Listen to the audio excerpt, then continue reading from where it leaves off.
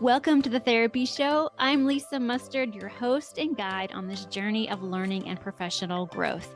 Here, we transform the way you earn continuing education contact hours. Whether you're on a walk, on a break in between sessions, commuting, or even preparing dinner, you can engage with cutting-edge insights from leading subject matter experts.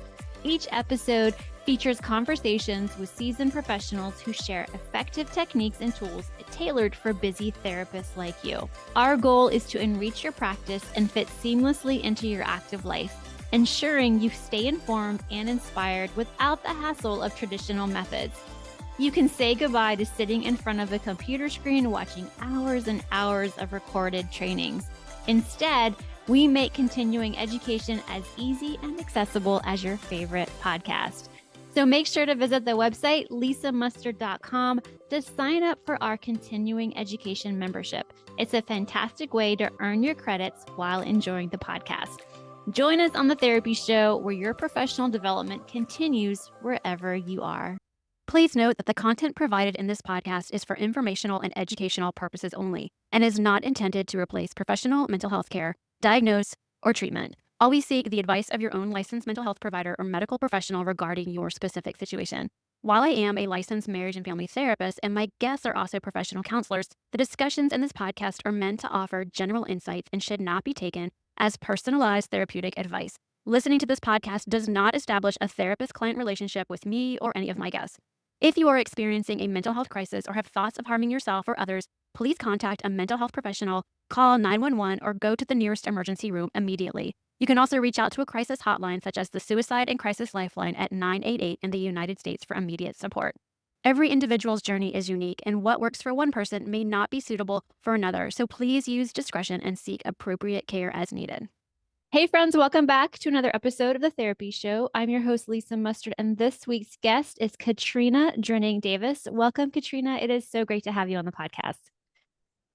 Thanks for inviting me. I really appreciate it. So can you share with our audience a little bit about who you are, what you do, and what you specialize in?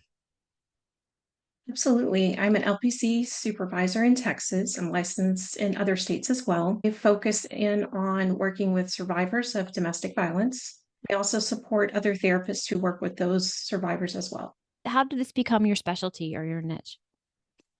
It was a calling to go into therapy. It felt like a calling to work with survivors. It's a difficult population, honestly, but just seeing their growth, there's something very rewarding about that. Yeah. And I know at one point I saw that you mentioned something about therapists. It's kind of a generalist topic that we should all have some knowledge around and how to work with this population. But honestly, I don't see it out there being, trainings or courses on working with this topic or demographic. So what's your perspective, or what's your thought on that? I was doing some research for a paper for a class I was taking, and basically the researcher was saying it was a generalist issue. Mm-hmm. And I had never thought about it that way before. Basically, the statistics look like 1 in 3 women, 1 in 7 men, and probably 1 in 2 other gender individuals have experienced domestic violence in their life. They've been the victim or survivor of that. Mm-hmm. And so it's prevalent. These people are showing up in our therapy room. I think we're pretty good at identifying when somebody is going through abuse or violence. I think we can identify it, but a lot of times maybe we don't quite know what to do with it. And why do you think that is for therapists?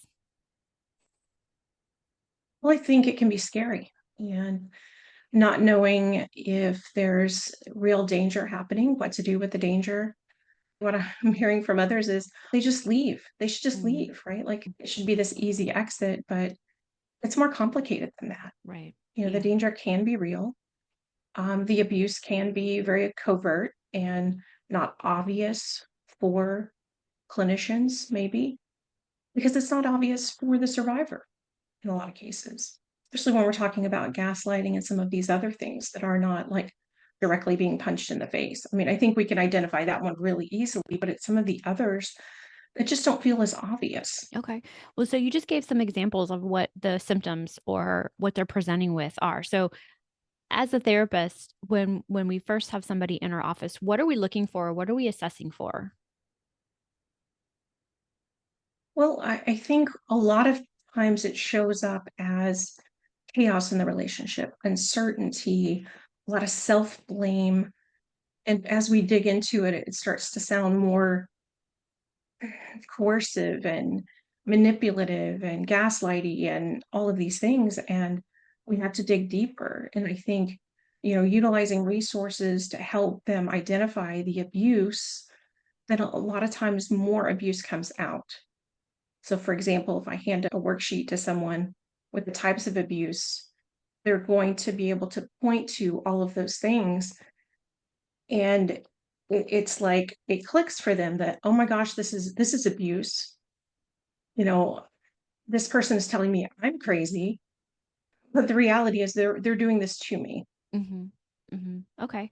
So it sounds like you have to kind of, like you said, you have to dig deeper. You have to go further into the narratives. I'm guessing you also have to, talk about family of origin. Maybe you're doing grams, you're doing all of those classic therapist things that we do to understand somebody and how they grew up and maybe the way they were raised. So what else as therapists can we do, or what type of therapy do you feel is best suited for somebody who's experiencing this? Are you tired of sitting in front of the computer to watch hours and hours and hours of recorded trainings so you can get your continuing education requirements fulfilled? Look, I was, and I decided to do something about it. I have created convenient on the go learning that's completely audio based. I call them pod courses. Well, what's a pod course? Think of it as a hybrid between a captivating podcast and a self study course tailored for you, my perpetually busy counselor friend. In my pod courses, you can explore subjects like addiction issues, ethics and values in counseling, holistic approaches, and much more, all while you're on the move. Whether you're commuting, jogging, relaxing at home, whatever, pod courses blend your favorite podcasts with enriching self study courses, perfect for those always on the go. How it works. So tune in anywhere, anytime. Enjoy the pod courses on any device wherever podcasts are available. Quiz yourself, solidify your understanding with a brief quiz after each pod course. Then, last but not least, certify your smarts. Achieve a score of at least 80% to receive a certificate of completion. If you're curious to learn more about my pod course offerings, head to the link lisamustard.com/pod courses or just click the link in the show notes. Pod courses are brought to you with pride by Mustard Consulting LLC, your trusted NBCC ASAP provider. Well, I think obviously a person-centered approach can work really well in establishing rapport in terms of working through the actual traumas and things. Any trauma-focused therapy can work. Okay. EMDR is great, but there are a lot of other great modalities. So we're going to be working with trauma more than likely. Absolutely. You just received approval from NBCC to have an on-demand course. So can you tell us a little bit about that course? Absolutely. Like you said, it just got approved by NBCC. And it's 3 hours on how to work with survivors, what to do, what not to do, and just how to be there for them. And it kind of helps to give you at least a little foundational help if you're not familiar with working with these individuals. But like I said, they're showing up in our therapy rooms. So we have to be prepared for that. And a lot of times it could be, some past trauma that we're trying to make sense of and help them work through. What are the different topics that you cover? Well, I break down the different types of abuse as I see them, maybe Mhm. a little bit different than other people do. And so that could be physical, sexual, control. It can be isolation, using children, digital. We have a lot of digital abuse happening these days. Right. And I really break down all the different types as I see them. Well, I say all, like the abusers can be very creative. So I'm not going to get them all, but we're going to definitely cover all the major topics that come up and are constantly coming out in these types of relationships. And so it really helps you break that down. It talks about statistics, it talks about all the different types of maybe different approaches that you can use, like I said, with EMDR and some of the other trauma-informed therapies. But, creating a therapeutic alliance and educating our abuse survivors is number one. We have to do that before we can get to the other stuff. Okay. So I hate to ask this question because I know it's going to be different for everybody, but how many sessions do you feel like it takes to kind of get past the initial hesitancy to call it domestic violence or maybe denial that they're experiencing abuse or violence? It's a broad range, Yeah. right? Like Yeah. sometimes the first session you give them the worksheet, you give them the handout, and boom, they're like, holy moly, thank you for the validation. Others, I mean, a year, 2 years. I mean, Yeah. it really just depends. Yeah. They're just living in chaos with all the gaslighting and the self-blame and internalization that it is hard for them to shift that and see it from an outside point of view, what's Right. actually happening. Yeah. Is there anything else about the course you want to share? I think that's the major part. Well, of course, we've got a lot of bonuses in it, Mhm. some downloads for self-care planning for yourself, because that's so important as therapists, especially working with this population. It can be draining. And safety planning, we have, I sort of put together a list. I don't remember what all they are, but we have quite a few things there. I'm sure we can link to that information. Yeah. Oh, absolutely. Okay. I will put everything about your course in the show notes. I know you mentioned having some free resources that you wanted to share. So, what are your free resources that you have? Absolutely. So the types of abuse worksheet that I mentioned, Mhm. as well as a worksheet on red flags. And so those can be very helpful to use in therapy or to point people to that might be experiencing that in your life. As well as for therapists, I offer a monthly free support group. And so that meets once a month, the second Monday of the month at 7 p.m. Central Time. And so you can sign up for that on my website, completely free. At some point, I'm hoping to get BCC approval for doing a CEU for case consults on that. So that is Oh, what I'm hoping. And I also have a Facebook group mhm. for mental health professionals that are working with, IPV and DV. Gotcha. Okay. So this has really become an extension of what you're doing in session, helping other therapists kind of work with this population. I think that's really, really great that you're providing the resources and the support. So in your free group, what do you guys do in that group? In the support group, Mhm. yeah, we just talk about cases, Okay. themes of problems that people are experiencing, and just having that validation that what we're doing is enough sometimes is helpful, Mhm. because we have to go at the survivor's pace. I mean, we see all the amazing hope and all the amazing things they can do. Potential is there, but it has to be on their time frame. And being patient with that is hard as a therapist sometimes. So having a group where people get that Yeah. and can help with resources as well. Yeah, I can imagine that would be really hard for a therapist who sees the potential and sees the possibilities for their client. And then you're also worried about them and you're concerned for their safety and all of those things that probably go through our minds and our hearts. That is tough. I remember in my internship days having a case like that, and I had to get a lot of supervision because I was of that mindset, like, why is this person still in this relationship? And my supervisor was like, it's not that simple. You may not stay in that relationship. You may not find it appropriate or approved for your own self because, of your history and how you see yourself and how you experience the world, all of those things that we have to reflect on for ourselves and not project them onto our clients who might be we just don't get it. We just can't see it. So I can totally get on board with that. I know that feeling. Are there other resources that you have? Are you doing it as a live event still, or is it only on demand, your training? Training is only on demand. That's Okay. what I'm credentialed with NBCC for. Okay. I'm going to be creating an ethics course on working with domestic violence survivors. So Mm. that's coming up hopefully soon. Cool. Awesome.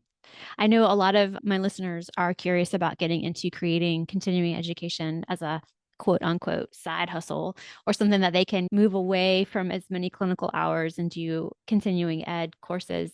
What has that experience been like for you?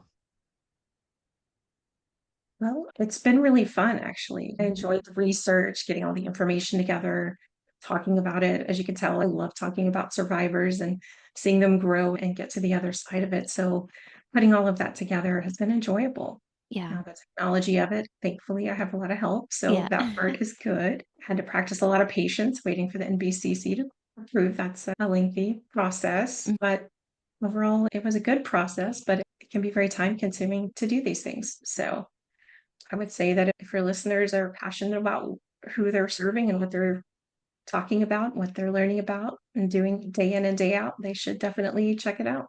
Awesome. Yeah, no, I agree. I think it's been a challenge for sure to go through the process and to make it, at the end of the day, people want to know, well, are you actually earning money? Like, do you make money doing continuing education? And I think that's probably the thing that we get excited about the idea of being a CEU provider or creating continuing education. And we go through the process and then we're like, oh no, now I have to sell it. And it can be really tough. Do you have any tips or suggestions?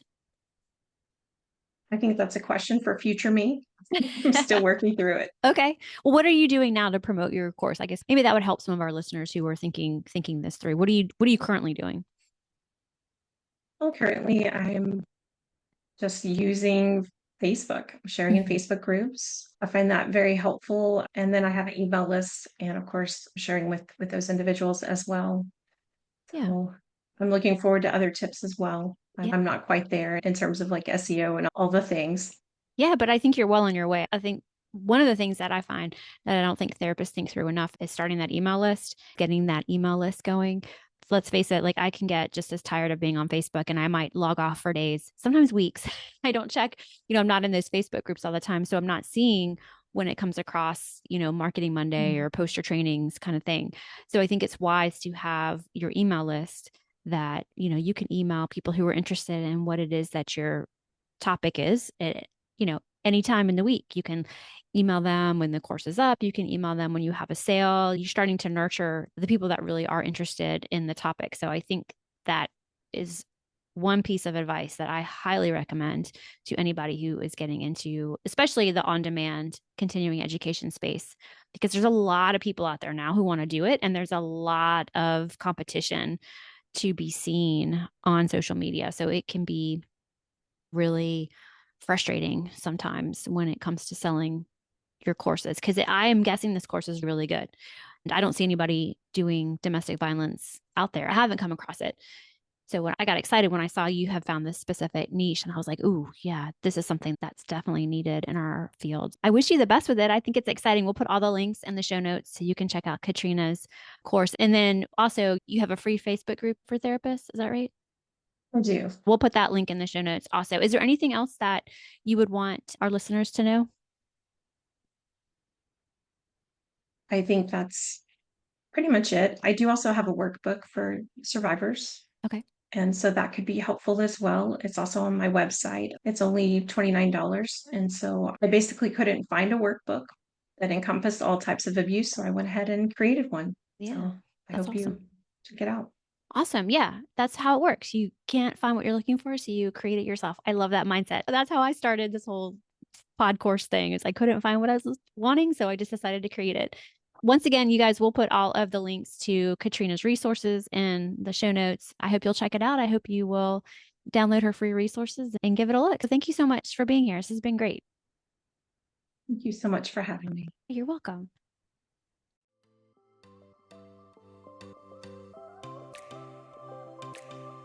Please note that the therapy show with Lisa Mustard is for informational and entertainment purposes only and not a substitute for professional medical or mental health advice.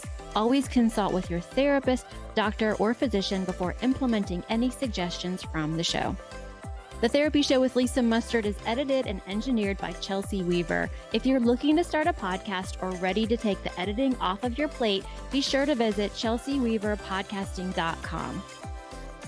Well, that wraps up another episode of The Therapy Show with Lisa Mustard. I know there are hundreds of thousands of podcasts out there, and I'm thankful you've chosen to listen to mine. Be sure to visit lisamustard.com to access the show notes and discover all the pod courses and other continuing education offerings. And I'd be grateful if you subscribe to the show. Thank you.